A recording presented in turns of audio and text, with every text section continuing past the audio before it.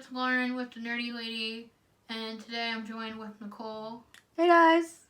And today we figured we would talk about how a blind or visually impaired person would go to a theater to see a Broadway play, even though right now with the quarantine, nothing's playing. Boo! Sad face. Bring back Broadway!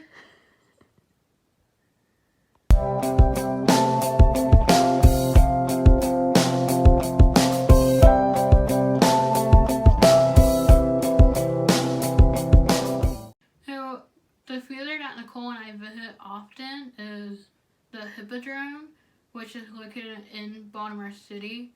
And we learned that they actually offer a lot of accessibility options for someone that's blind or visually impaired or even hard of hearing, which we were not aware of, even though we've been there frequently. And one of the ones that stood out to me, which was pretty fascinating, was that they offer you Braille Playbills of the play, and the playbill will have inside like details about the play, the actors that are cast in it, some of the music, and who composed the play. And another cool option that they offer is that they have wheelchair seating and seating that's close to the stage if you have a mobility issue. So one of the features that the theater offer for people that are visually impaired or blind is audio description. And what they do is that they give you a headset, kind of like the same thing that's offered if you ask for this assistive technology at a movie theater. But like I said, it's like a pair of headphones that you put over your ears, and while you're watching the play, you'll hear a voice describing what is visually going on stage while the play is going on, which I think is a nice feature to have, because if you can't see at all, if you have no vision, then you really don't know what's going on. But it can kind of be distracting hearing that voice on top of the music and the actor talking. Right. And it's often recommended to not go the first night or maybe the first week of performance because they need time to make the recording. And that's fine, because usually most of the Hippodrome shows run for at least a month, unless it's like a show that's only offered for one night, and that will be listed in the calendar. So for those that are deaf or hard of hearing, there are some services that can assist at the Hippodrome or any other type of Broadway showing or theaters. One is to ask for a sign language interpreter who will sit in front of you for the show and use sign language to describe what's going on stage. Another one for those that are more hard of hearing is an audio assisted device. So like the audio description, there are a pair of headphones you wear and they optimize the sound of the music and the speakers on stage for you to hear on. And the last one is called open capturing. Got it. And what it is a description and text of everything sound-wise that's on the stage. So easier way to describe it is a very detailed script for you to read while watching the performance. And I thought of it too, like when you are watching TV at home and you hit the closed caption button and the text comes up on the screen. That's kind of like that, right? Right. And it says that you can either have it as a paper format or you can download an app and have it on your phone. So it's up to you which other one's more comfortable. I still feel like for me that would be distracting. It's kind of like when they give you the playbill and you want to look at it the whole time. Yeah, I mean, all these devices seem a little distracting, but you can't have a perfect performance unless you're right next to the stage. That'd be nice to be in front row. I know, right? Oh. I mean, that happened once. Yeah, we went and saw In the Heights, right? Right, and that's because our dean and his secretary switched seats with us.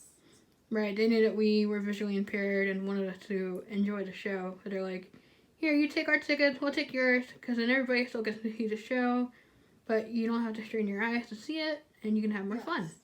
And it was even more perfect because it was the original cast, so it was Lin-Manuel Miranda performing, which I really enjoyed.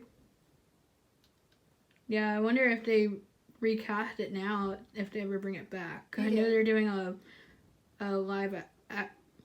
I know they're doing an adaptation of the film, of the play into film. I think they did. I don't see them still doing that, plus writing for Disney and writing all this new music and scripts and all that. Yeah, a lot of people think that if Alan Menken ever passes away, that he would take over for him. That's an interesting theory. Well, you can never be better than him because he is a legend. Oh, no one, hands down, no one can beat him when it comes to music for Disney. Or any type of musicals, in my opinion. Right. So, Nicole brought up a good point that sometimes with all the accessible technology and assistive devices, that they either might be having like a technical difficulty and some of their equipment might not be working, or somebody else might have requested it and it's a limited supply of the devices, especially the headsets for the audio description and the closed captioning. But what they offered when we went to see Rent, and so when we went to see Rent, we had learned that they have somebody assistive technology offered, but it wasn't working. So their solution was to get a volunteer to sit with us and explain the show. Well, not that it wasn't working, is that we found out you have to request it a day in advance of when you're seeing the show. Right, and so because we had just learned it right on the spot, they didn't have anything ready, and that was their solution. I mean, at least they had a plan B. Right. Which is good, because when you go to movie theater and their headsets aren't working for the audio description, you're just out of luck. And you better hope you have a friend with you that can do audio description. Your human guide dog. I mean, your human companion. Right, so you're mentioning volunteers.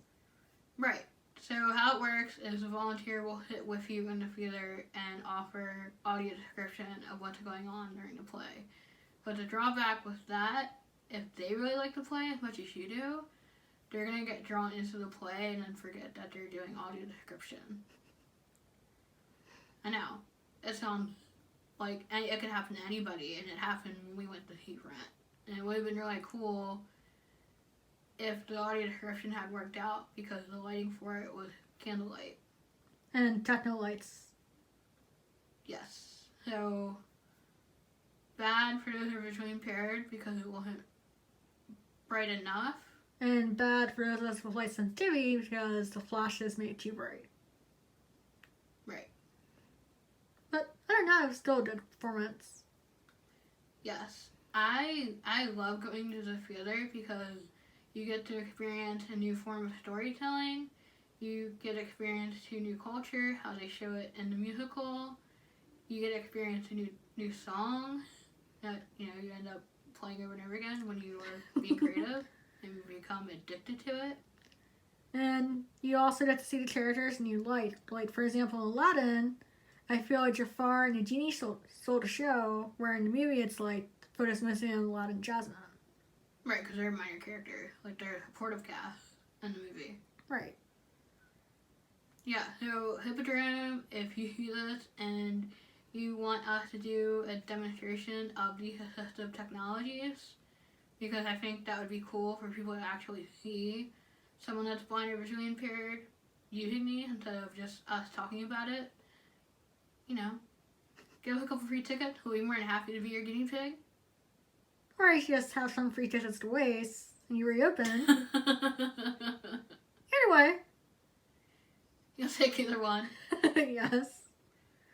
And now, I was really excited to go see Dear Evan Hansen, and now it's supposed to premiere in May, actually, so next month, and now it's postponed because of the virus. You mean on YouTube? You didn't actually go see it. No. I wanted to go see it at the Hippodrome. Right. I'm just correcting you. You said when I saw him, Hudson. Alright, I'm just correcting you. Oh, you gotta be right. Yep. Problem with younger siblings. They always have to be right. Love you too.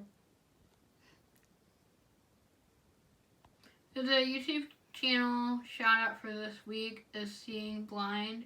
She is a visually impaired mom of 2 toddlers, which is really inspiring because being a parent is very daunting, but on top of everyday challenges of being visually impaired is a whole nother challenge in itself.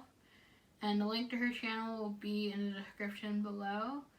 So thank you for checking out the video. Please like and subscribe and have an awesome day. Bye! Bye.